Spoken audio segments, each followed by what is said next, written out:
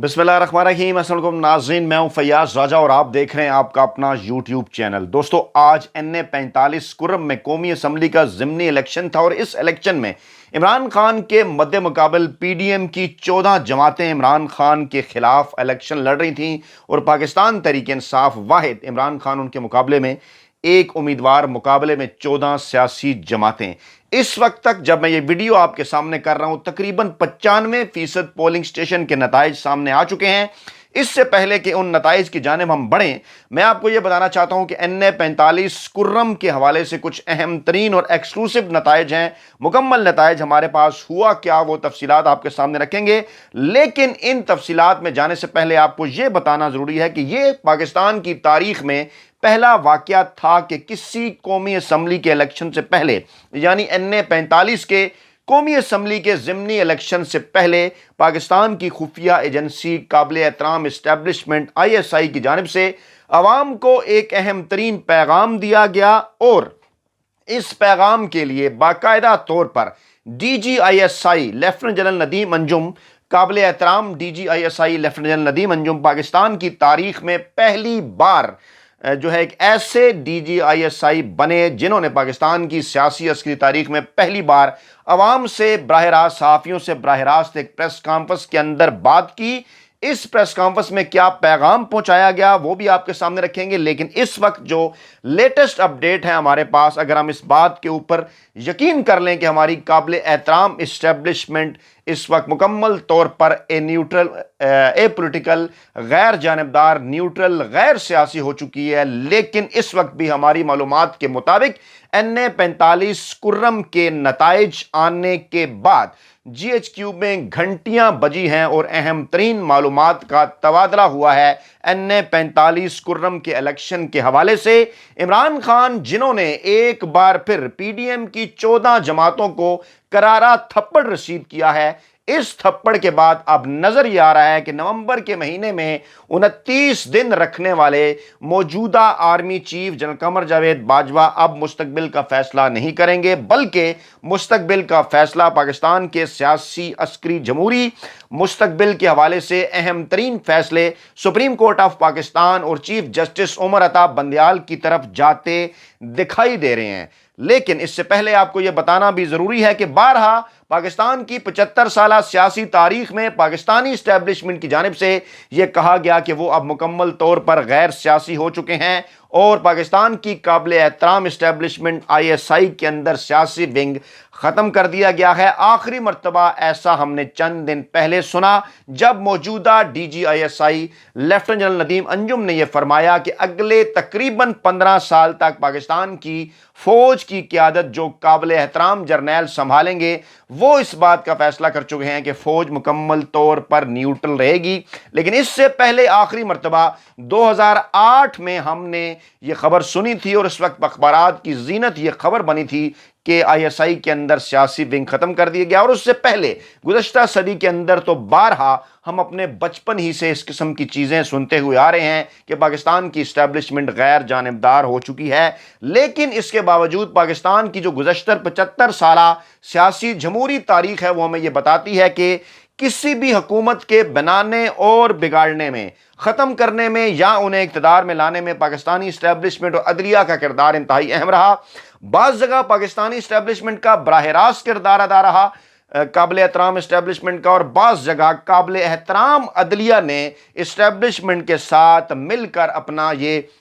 दिया जाने वाला फरीज़ा बखूबी अंजाम दिया। माजी में जाने वाली गुज़श्ता 3 हुकूमतें इसकी अहम तरीन मिसालें हैं और इमरान खान के सख्त तरीन सियासी नाकिद, इमरान खान के सख्त तरीन दुश्मन जंग जियो ग्रुप के ऊपर बैठ कर सुहेल वड़ाइच ये बात कर चुके हैं कि इमरान खान को घर भिजवाने में पार्लियामेंट के साथ साथ इस्टेब्लिशमेंट और अदलिया ने भी अपना किरदार अदा किया। इस सारे मामले को आगे लेकर चलने से पहले आपके सामने हम नताइज रखेंगे। इस वक्त अगरचे तकरीबन जो है वो 95% پولنگ اسٹیشن کے نتائج ٹی وی چینلز کی جانب سے بتائے جا رہے ہیں، لیکن ہمارے ذرائع کے مطابق جو 100% پولنگ اسٹیشن کے نتائج ہیں ان کے مطابق عمران خان کم و بیش 9000 کی لیڈ کے ساتھ اپنی مد مقابل پی ڈی ایم کو NA45 کرم میں قومی اسمبلی کا ضمنی الیکشن ہرا چکے ہیں۔ گویا ایک بار پھر 2 ہفتے سے بھی کم عرصے میں عمران خان نے 16 اکتوبر کے بعد آج 30 اکتوبر کو ایک بار پھر یہ واضح کر دیا اپنے تمام تر سیاسی مخالفین کے اوپر کہ بلا شبہ اس وقت عمران خان اور پاکستان تحریک انصاف پاکستان کی مقبول ترین سیاسی جماعت اور مقبول ترین سیاسی رہنما ہیں۔ اور کتنا ہی عجیب اتفاق ہے، کتنا ہی دلچسپ واقعہ ہے کہ جب سے یہ گزشتہ 6 ماہ سے پی ڈی ایم کی جانب سے یہ کہا جا رہا ہے، اسٹیبلشمنٹ کی جانب سے یہ کہا جا رہا ہے کہ اسٹیبلشمنٹ مکمل طور پر غیر جانبدار ہو چکی، نیوٹرل ہو چکی، اس دوران پی ڈی ایم کی 12 مثالوں کی چارٹ نے جہاں بھی پورے ملک کے اندر خیبر پختونخوا ہو، پنجاب ہو، سندھ ہو، بلوچستان ہو یا پھر اسلام آباد ہو، فاٹا ہو، کشمیر ہو، گلگت بلتستان ہو، جہاں پر بھی الیکشن بلدیاتی ہوں، قومی ہوں، صوبائی ہوں، جس قسم کے بھی الیکشن ہوئے، عمران خان نے اپنے تمام تر سیاسی مخالفین کو چاروں شانے چت کر دیا۔ اور یہ بات گزشتہ 6 ماہ کی نہیں بلکہ گزشتہ 4 سالوں کے اندر بھی کشمیر کے الیکشن، گلگت بلتستان کے الیکشن اور دیگر تمام تر انتخابات کے اندر پاکستان تحریک انصاف آگے رہی۔ ہاں، اس وقت یہ الزام لگایا جاتا رہا عمران خان کے سیاسی مخالفین اور نام نہاد بڑے اینکروں، ویلے کالم نگاروں اور ملازم صحافیوں کی جانب سے کہ عمران خان کو اسٹیبلشمنٹ کی مدد حاصل ہے، لیکن گزشتہ 6 ماہ کے اندر اسٹیبلشمنٹ خود یہ بار بار بات کر چکی اور اب تو خواجہ آصف احسن اقبال، خواجہ سعد رفیق اور ان جیسے کئی نام نہاد انقلابیے جن کا ماضی فوجی جرنیلوں کی گود میں گزرا، وہ بھی یہ بات کہتے ہوئے نظر آ رہے ہیں کہ جناب اب اسٹیبلشمنٹ غیر جانبدار ہے، اب عمران خان ان کے بغیر الیکشن جیت کر دکھائیں۔ تو نتائج جو سامنے آئے اب تک گزشتہ 6 ماہ کے اندر ہونے والے انتخابات میں، وہ اگر آپ کے سامنے رکھیں تو کل 33 نشستوں پر ضمنی انتخابات ہوئے گزشتہ 6 ماہ کے اندر، اور ان 33 نشستوں میں سے پاکستان تحریک انصاف نے 25 نشستوں پر کامیابی حاصل کی، نواز لیگ نے 5 نشستیں جیتیں، پیپلز پارٹی 2 نشستیں جیتنے میں کامیاب رہی اور آزاد امیدوار 1 نشست جیتے، اور ان میں سے 2 سے 3 نشستوں کے اوپر واضح طور پر دھاندلی کے آثار بھی نظر آئے۔ اگر اس کو بھی ایک سائڈ پر رکھ لیا جائے تو یہ جو ان 33 نشستوں کو اگر 99 نشستیں سمجھ لیا جائے اور ان 25 نشستوں کو اسی طرح سے ملٹیپلائی کر کے 75% نشستیں سمجھ لی جائیں تو گویا تحریک انصاف 100 میں سے 75 یعنی 3/4 نشستیں جیت چکی ہے گزشتہ 6 ماہ کے اندر۔ اب جو بات ہوتی ہے 2/3 اکثریت کی، معاملہ اس سے کہیں زیادہ آگے بڑھ کر 3/4 کی طرف جا چکا ہے۔ اسی لیے اسلام آباد کے باخبر حلقے یہ دعویٰ کرتے بھی دکھائی دیتے ہیں کہ اسٹیبلشمنٹ کی مدد کے بغیر اگر پاکستان تحریک انصاف، کیونکہ ان پر الزام لگایا جاتا تھا کہ انہیں اسٹیبلشمنٹ کی سپورٹ حاصل ہے، اگر 3/4 اکثریت کی طرف جا رہی ہے، اور اگر کاش جو کہ اسٹیبلشمنٹ اب کہتی ہے کہ وہ نیوٹرل ہو چکی ہے، اگر وہ 2018 کے الیکشن کے اندر بھی نیوٹرل ہی رہتی تو یقینی طور پر اس وقت پاکستان کے اوپر پاکستان تحریک انصاف اور عمران خان کی سادہ اکثریت کے ساتھ حکومت ہوتی، کیونکہ ہم خود یہ بات بارہا رپورٹ کر چکے کہ رات گئے 2018 کے الیکشن کی جو رات تھی، رانا ثناء اللہ اور خواجہ آصف سمیت قومی اسمبلی کی 20 سے زائد ایسی نشستیں تھیں جہاں پر اطلاعات آئیں کہ ان کے نتائج کے اندر گڑبڑ نواز لیگ کے حق میں کی گئی اور پاکستان تحریک انصاف کے، اور جس آر ٹی ایس مشہور زمانہ آر ٹی ایس کے بیٹھنے کا شور مچایا جاتا ہے، وہ آر ٹی ایس اگر بیٹھا بھی تو اس کا نقصان پاکستان تحریک انصاف کو ہوا، چاہے جائے کہ پاکستان تحریک انصاف کی مخالف جماعت نواز لیگ کو۔ اور اب تمام تر